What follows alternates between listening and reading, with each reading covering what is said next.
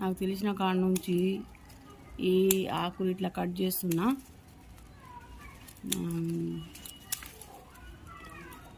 అయితే బాగా పువ్వులు పూస్తున్నాయి ఫ్రెండ్స్.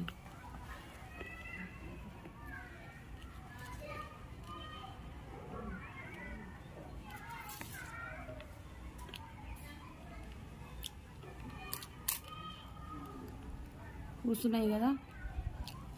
ఇప్పుడు ఆకులు కట్ చేస్తే ఇంకా ఎక్కువ, చాలా ఎక్కువ పూస్తాయి.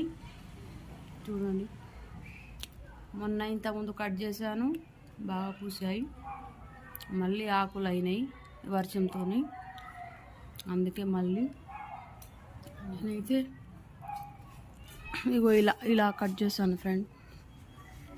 చూడండి, అన్ని ఆకులు కట్ చేశాను.